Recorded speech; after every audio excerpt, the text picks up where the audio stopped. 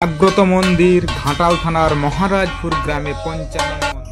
আপনারা অনেক মন্দির দেখেছেন, অনেক জায়গায় অনেক মন্দির দেখেছেন, অনেক পূজা আজা করেছেন। তো আজকে আপনাদের একটা এমন মন্দির দেখাবো যে মন্দিরে অবাক করা ঘটনা। সেই মন্দিরে কোনোদিন কারোর সাহস হয়নি সেই মন্দিরের ছাদ তৈরি করে দেওয়ার। তো সেই অবাক করা ঘটনাটি আজ আপনাদের দেখাতে চলেছি। তো বন্ধুরা, চ্যানেলটা দেখার আগে সাবস্ক্রাইব করবেন, পাশে থাকা বেল আইকনটি প্রেস করে সঙ্গে থাকুন। তো চলুন বন্ধুরা, সম্পূর্ণ ভিডিওটা দেখুন। এই মন্দিরটি একটি আশ্চর্যজনক মন্দির। এটি হচ্ছে পঞ্চানন মন্দির। এই মন্দিরের অবাক করা ঘটনা, এখানে আজও পর্যন্ত কেউ ছাদ দেওয়ার সাহস পায়নি। এই মন্দিরের যে মূল ঘটনা, সেই ঘটনাটা আমরা পুরোহিতের মুখ থেকে শুনে নেব, যিনি পূজা করছেন এই পঞ্চানন মন্দির। এই মন্দির প্রায় 150 থেকে 200 বছরের এই মন্দির পুরানো। এই মন্দিরে কি ঘটনা রয়েছে, সত্যিই কি এই ঘটনা, সেটা আমরা সম্পূর্ণ পুরোহিতের মুখ থেকেই শুনে নেব। তো চলুন বন্ধুরা, যাওয়া যাক।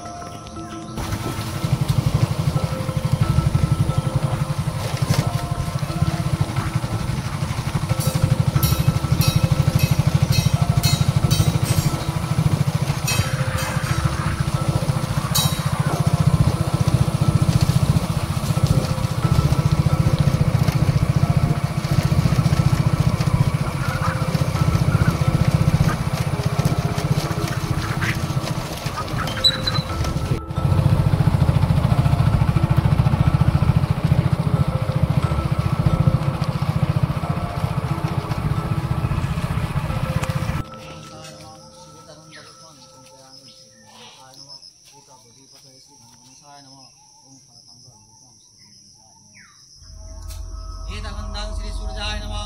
ओम रक्तम भुजासनम शेषगौण सिंधुभानु।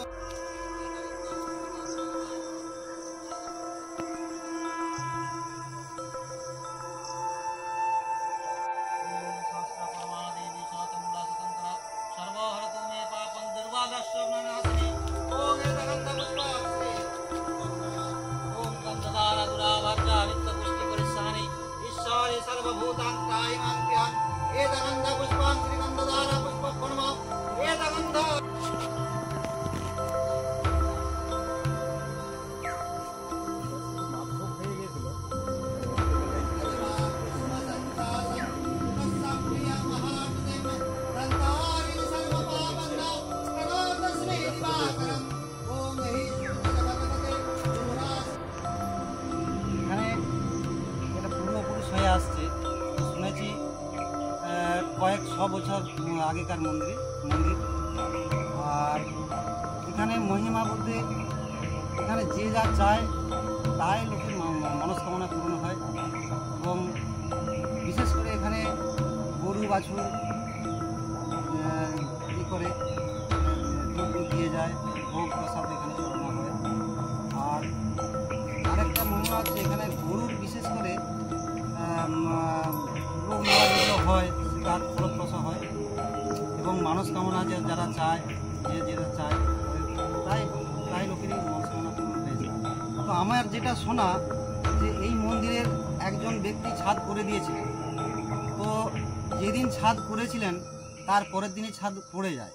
তো বাবা স্বপ্নাদেশ করেছিলেন যে আমি ছাদের নিচে থাকবো না, আমাকে ফাঁকা জায়গায় রাখতে হবে।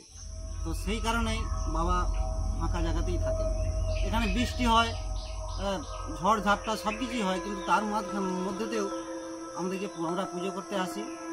তো পুজোর এখানে অনেকেই বলেছে যে আমরা চালা করে দেবো, মন্দির করে দেবো, কিন্তু বাবা তাদেরকে স্বপ্নাদেশ করেছেন যে না, আমি চালার মধ্যে থাকবো না,